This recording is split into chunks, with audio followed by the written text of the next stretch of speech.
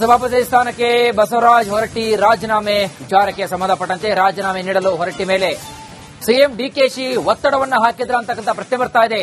ಹಾಗಾದ್ರೆ ಒತ್ತಡದಿಂದ ತಮ್ಮಿಚ್ಛೆಗೆ ಮೀರಿ ರಾಜೀನಾಮೆ ನೀಡಿದ್ರ ಬಸವರಾಜ ಹೊರಟ್ಟಿ. ರಾಜ್ಯಪಾಲರಿಗೆ ಬಿಜೆಪಿ ದೂರಿನ ಬಳಿಕ ಮಹತ್ವದ ಬೆಳವಣಿಗೆ ನಡೆದು ಹೋಗಿದೆ. ರಾಜ್ಯಪಾಲ ತಾವರ್ ಚಂದ್ ಗೆಹ್ಲೋಟ್ಗೆ ಸ್ವತಃ ಪತ್ರ ಬರೆದ ಬಸವರಾಜ ಹೊರಟ್ಟಿ ಅವರು ಇನ್ನು ಬರೆದಂತಹ ಪತ್ರ ರಿಪಬ್ಲಿಕ್ ಕನ್ನಡಕ್ಕೆ ಲಭ್ಯವಾಗಿದೆ. ತಾವು ನೋಡ್ತಾ ಇದ್ರ ದೃಶ್ಯಾವಳಿಗಳಲ್ಲಿ ಸಭಾಪತಿ ಸ್ಥಾನಕ್ಕೆ ಬಸವರಾಜ ಹೊರಟ್ಟಿ ರಾಜೀನಾಮೆ ವಿಚಾರಕ್ಕೆ ಸಂಬಂಧಪಟ್ಟಂತೆ ರಾಜ್ಯಪಾಲ ತಾವರ್ ಚಂದ್ ಗೆಹ್ಲೋಟ್ ಅವರಿಗೆ ಪತ್ರವನ್ನು ಬರೆದಿದ್ದಾರೆ. ಹಾಗಾದ್ರೆ ರಾಜ್ಯಪಾಲರಿಗೆ ಪತ್ರವನ್ನು ಬರೆಯಲಿಕ್ಕೆ ಬಸವರಾಜ ಹೊರಟ್ಟಿ ಅವರಿಗೆ ಯಾವ ರೀತಿಯಲ್ಲಿ ಒತ್ತಡವನ್ನು ಹೇರಿರಬಹುದು, ಎಷ್ಟು ಪರಿಣಾಮಕಾರಿ ಒತ್ತಡ ಬೀರಿದೆ, ಈ ಎಲ್ಲ ಒತ್ತಡದಿಂದಾಗಿ ರಾಜೀನಾಮೆ ನೀಡಲು ಹೊರಟ್ಟಿ ಮೇಲೆ ಒತ್ತಡವನ್ನು ಹಾಕಿರುವಂತಹ ಪ್ರಶ್ನೆ ಬರ್ತಾ ಇದೆ. ಆಗಸ್ಟ್ 7ರಂದು ಸಭಾಪತಿ ಸ್ಥಾನಕ್ಕೆ ಬಸವರಾಜ ಹೊರಟ್ಟಿ ರಾಜೀನಾಮೆಯನ್ನ ಕೊಟ್ಟಿದ್ದರು. ಆಗಸ್ಟ್ 14ರಂದು ರಾಜೀನಾಮೆ ನೀಡಲು ನಾನು ನಿರ್ಧಾರವನ್ನು ಮಾಡಿದೆ. ಪರಿಷತ್ನಲ್ಲಿ ಎಲ್ಲರಿಗೂ ಕೂಡ ಧನ್ಯವಾದ ಹೇಳಿ ರಾಜೀನಾಮೆಗೆ ನಾನು ನಿರ್ಧರಿಸಿದೆ. ಆದರೆ ಆಗಸ್ಟ್ 7ರಂದೇ ರಾಜೀನಾಮೆ ನೀಡಲು ಸಿಎಂ ಡಿಕೆ ಶಿವಕುಮಾರ್ ಹೇಳಿದ್ರು. ಸಿಎಂ ಡಿಕೆ ಶಿವಕುಮಾರ್ ಅವರ ಸೂಚನೆಯಿಂದ ನನಗೆ ಆಶ್ಚರ್ಯ ಆಯಿತು. ಯಾಕೆ ಈ ರೀತಿಯಾಗಿ ಹೇಳಿದ್ರು ಅಂತಕ್ಕಂಥದ್ದು. ನಾನು ಆಗಸ್ಟ್ 7ರಂದು ಸಭಾಪತಿ ಸ್ಥಾನಕ್ಕೆ ಬಸವರಾಜ ಹೊರಟ್ಟಿ ರಾಜೀನಾಮೆ ವಿಚಾರಕ್ಕೆ ಸಂಬಂಧಪಟ್ಟಂತೆ ನೋಡಿ, ಆಗಸ್ಟ್ 14ರಂದೇ ರಾಜೀನಾಮೆ ನೀಡಲು ನಾನು ನಿರ್ಧಾರವನ್ನ ಮಾಡಿದೆ. ಯಾಕೆ ಆ ತರದ ನಿರ್ಧಾರವನ್ನ ಇವರು ತೆಗೆದುಕೊಂಡ್ರು? ಪರಿಷತ್ನಲ್ಲಿ ಎಲ್ಲರಿಗೂ ಕೂಡ ನಾನು ಧನ್ಯವಾದವನ್ನ ಹೇಳಿದ್ದೇನೆ. ಆದರೆ ಆಗಸ್ಟ್ 7ರಂದೇ ರಾಜೀನಾಮೆ ನೀಡಲು ಸಿಎಂ ಡಿಕೆಶಿ ಅವರು ನನಗೆ ಹೇಳಿದ್ರು.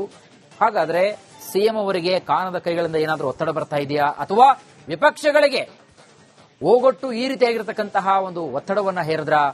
ನನಗೆ ಆಶ್ಚರ್ಯ ಆಯಿತು. ಸಿಎಂ ಅವರ ಸೂಚನೆಯನ್ನ ನಾನು ಪಾಲನೆ ಮಾಡಲು ರಾಜೀನಾಮೆಯನ್ನ ನೀಡಿದ್ದೇನೆ.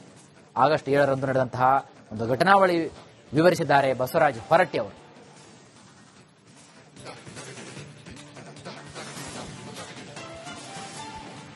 ಇನ್ನು ಇದೇ ವಿಚಾರಕ್ಕೆ ಸಂಬಂಧಪಟ್ಟಂತೆ ರಾಜ್ಯ ಕಾಂಗ್ರೆಸ್ನ ಪಾಳ್ಯದಲ್ಲಿ ಸದ್ಯಕ್ಕೆ ಒಂದು ಸಚಿವ ಸಂಪುಟ ವಿಸ್ತರಣೆ ಆಗಿರಬಹುದು, ಒಂದ್ ಕಡೆಗೆ ಹೊರಟ್ಟಿ ಆಗಿರಬಹುದು. ಏನೆಲ್ಲ ಆಗ್ತಾ ಇದೆ ಎಲ್ಲದರ ಬಗ್ಗೆ ಹೆಚ್ಚಿನ ಮಾಹಿತಿಯನ್ನು ಕೊಡ್ತಾರೆ ನಮ್ಮ ಪ್ರತಿನಿಧಿ Veerendra Punda. Over to you Veeresh. ಬಹುಶಃ ಒಂದು ಸಾಂವಿಧಾನಿಕ ಬಿಕ್ಕಟ್ಟು ಅದು ಸೃಷ್ಟಿ ಆಗ್ತಾ ಇದೆಯೋ ಅಥವಾ ಸೃಷ್ಟಿ ಮಾಡುವಂತಹ ಪ್ರಯತ್ನ ನಡೀತಾ ಇದೆಯೋ ಅನ್ನುವಂಥದ್ದು ಈಗಿನ ರಾಜಕೀಯ ಸಂದರ್ಭದಲ್ಲಿ ಮುಂದೆ ಬರ್ತಾ ಇದೆ. ಯಾಕಂದ್ರೆ ನಮಗೆ ಒಂದು ಕಡೆ ಕರ್ನಾಟಕದ ವಿಧಾನಮಂಡಲದ ನಿಯಮಾವಳಿಗಳಿದೆ, ಮತ್ತೊಂದು ಕಡೆ ಈಗ ಬಿಜೆಪಿ ಹಾಗೂ ಜೆಡಿಎಸ್ ರಾಜ್ಯಪಾಲರನ್ನ ಹೋಗಿ ಭೇಟಿಯಾಗಿರೋದು ಅಷ್ಟೇ ಅಲ್ಲ, ಸ್ವತಃ ಬಸವರಾಜ ಹೊರಟ್ಟಿ ಅವರು ಗವರ್ನರ್ಗೆ ಲೆಟರ್ ಬರೆದಿದ್ದಾರಲ್ಲ, ಅದು ಬಹಳ ಮುಖ್ಯ. ಯಾಕಂದ್ರೆ ರಾಜೀನಾಮೆ ಕೊಟ್ಟ ನಂತರ ಈಗ ಹೊರಟ್ಟಿಯವರು ಸ್ವತಃ ಗವರ್ನರ್ಗೆ ಅವರೇ ಪತ್ರವನ್ನ ಬರೆದು ಇದೆಲ್ಲವನ್ನು ಕೂಡ ಅಳ್ಳು ತೋಡ್ಕೊಂಡಿರೋದಂತಿದೆಯಲ್ಲ, ಸಹಜವಾಗಿ ಇದೊಂದು ಸಾಂವಿಧಾನಿಕವಾದಂತಹ ಬಿಕ್ಕಟ್ಟನ್ನು ಸೃಷ್ಟಿ ಮಾಡುವಂತಹ ಪ್ರಯತ್ನ ಯಾಕೆ ನಡೆಯುತ್ತೆ ಅಂತ ಹೇಳ್ತೀನಿ ಕೇಳಿ. ನೋಡಿ, ನನ್ನ ಕೈಯಲ್ಲೀಗ ವಿಧಾನಮಂಡಲದ ನಿಯಮಾವಳಿಗಳಿದೆ. ಕೇಳಿಸ್ತಾ ಇದೆಯಲ್ಲ? ಎಸ್, ಗೋ ಹೆಡ್ ವೀರೇಂದ್ರ. ನಿಯಮಾವಳಿಗಳಿದೆ.